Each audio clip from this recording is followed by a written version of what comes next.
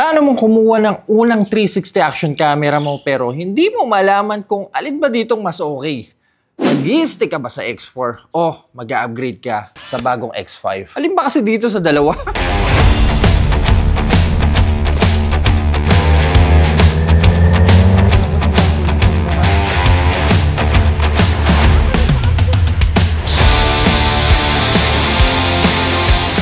Halos 3 taon na din ako gumagamit ng 360 action camera. Ginagamit ko to mainly para sa motovlogging. Kung napapansin nyo, meron ako palaging camera sa harap ng motor para makakuha ng mga third-person shot. Ipakita ang mga iba't ibang anggulo at yung mga lugar na pinupuntahan natin. Tsaka dahil din wala akong sariling camera man sa biyahe, ito ang ginagamit ko para kahit papano mapakita ko sa inyo yung itsura ko kasama yung motor. Parehas na maganda at worth it camera ang dalawa. Obviously, mas upgraded ang X5. Pero kailangan mo ba talaga ang mga bagong features ng X5? Pagdating sa laki at bigat ng X4 at X5, sa totoo lang, halos hindi sila nagkakalayo. Same size ng screen, parehas lang din ang mga function ng mga buttons at waterproof ang dalawa. Pero malaking upgrade na ginawa ng Insta360 sa X5, yung removable lens. Hindi mo na kailangan pang pumunta ng malayo para lang magpaayos ng mga lens o magkabit ng mga bago. Aaminin ko, ito ang problema ko sa X4 kasi lagi ako natadali sa lens dahil sa mga maliliit na bato na tumatama habang nasa biyahe ako.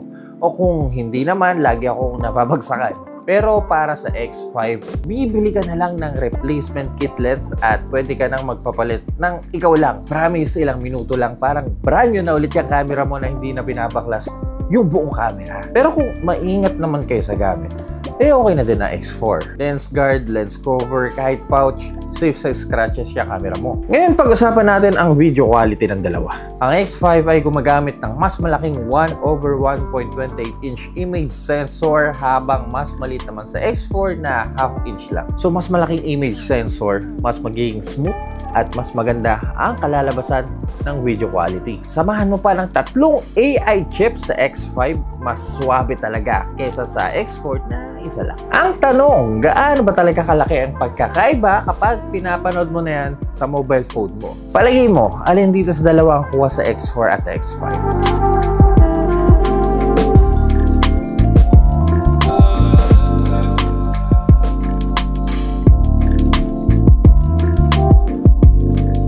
Kung ikukumpara mo yung dalawa, mas detailed ang kuha ng X5 sa araw. Sa mga maliliit na screen tulad ng cellphone mo, mahirap matukoy kung X4 o X5 ang camera na gamit mo. Pero kung papanoorin mo naman sa malalaking screen tulad ng TV o sa computer mo, dito medyo mahalta mo na mas klaro ang kuha ng X5 kaysa X4. Pero alam niyo, sa totoo lang, sumasabay pa din ang X4 eh. Pero when it comes to low light, eto na. Aminin ko, hirap ang X4 sa mga madidilim na lugar, especially sa gabi. Halos wala kang makita sa footage mo. Kung meron man, grainy at manoise ang kakalabasan ng video mo. Pero when it comes to X5, na solusyonan nila yon. Meron ng tinatawag na pure video mode na kung saan enhance ng brightness, pa-sharp ang kuha at less noise. Ito ngayon ang kailangan mo kung katulad kita na bumiyahe ng madaling araw gabi. This way, pwede mong i-share sa audience mo ang trip mo ng ganong oras.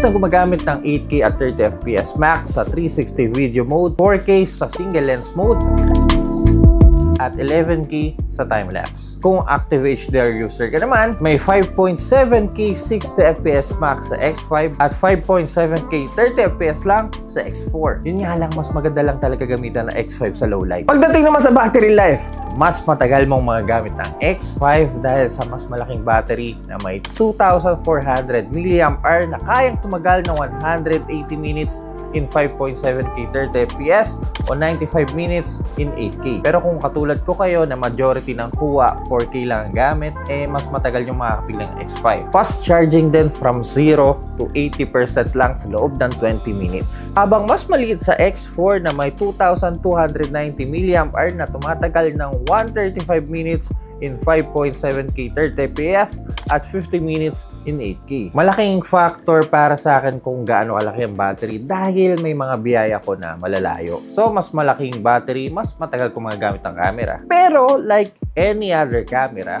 mas magandang may extra ka ng isa o dalawa. Just in case lang na mapalaban sa haba ng video. Panigurado, gusto nyo itanong to. Pwede bang gamitin ang battery ng X4 sa X5? Hindi. Kasi unang-una, magkaiba na sila ng itsura. Next, ang audio performance. Para sa bagong X5, meron na itong built-in wind guard para malesan ng hangin na makakuha sa footage mo.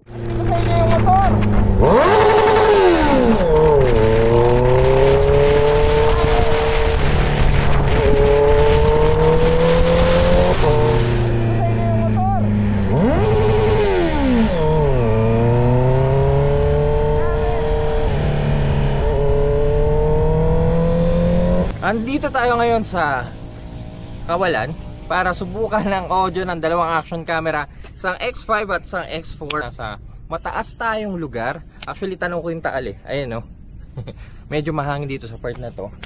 Walang katao-tao. Puro huni lang ng ibon narinig natin. May wind guard na kasama to. Asahan na natin na klaro ang voice natin at kahit papano lessen ng wind noise. Dito naman sa X4, unfortunately, wala siya nun. So let me know in the comment section kung kamusta ba ang audio ng dalawa. Alin ang mas maganda? Kapansin-pansin ba ang pagkaiba ng dalawa? Malaking tulong ba ang wind guard?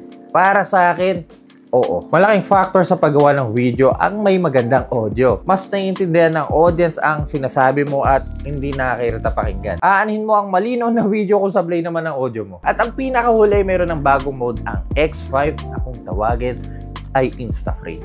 Sa Insta-Frame, meron kayong dalawang option. Isang fixed view o selfie view. Sa fixed view, pwede kayong mamili kung saan nyo itututok ang camera. Kung sa harap ba, sa likod, taas o baba. For example, kung pipiliin yung forward view, mag-record ang camera ng flat video sa harap kahit ano pang direction mo. At the same time, mag-record din to ng 360-degree file. Parang sakali may ma-miss out ka habang nakatutok sa harap ang camera. At least may option ka pa din para makita ang ibang angulo sa paligid mo. So, dalawang file sa isang pindutan lang. Galing, no? Sa selfie view naman, automatic niyang inaalam ang pinakamalapit na subject sa video mo. Kahit ano pang galaw ko, sa akin pa din ng tutok ng camera. Para naman sa presyo ng dalawang camera, mabibili nyo ang X5 for 32,990 pesos. At para naman sa X4, ito ang good news. Summer sale ngayon ng Insta360, kaya mabibili nyo na lang to sa halagang 26,390 pesos. Well, hindi lang X4 ang naka-sale, maging ang Ace Pro, Go 3S at Flow 2 Pro. Ilalagay ko sa baba ng description yung link kung saan nyo mabibili. So, alin nga sa dalawa? X4 o X5? Obviously, mas maganda ang X5. No doubt, X4 more of a entry-level 360 camera at nasa budget-friendly side. Pero kung gusto nyo mapino lahat ng weakness ng X4, dito ka sa X5. Kung nagsisimula ka palang mag-vlog o gumawa ng video, para sa akin okay na itong X4. Pero kung ikaw ang tatanungin, mag-i-stick ka ba sa X4 na pwede na? O ipupush mo sa X5 kasi yun ang the best? Let me know in the comment section down below. Kaya mga cutie pies, kung nakatulong tong video na to, kindly leave a like at kung mahilig kayo sa mga ganitong content, huwag kayong mag-alala dahil nasa tamang channel kayo, so make sure to press that subscribe button dyan sa baba. Hanggang dito na lang muna ang video na to at see you po sa next content.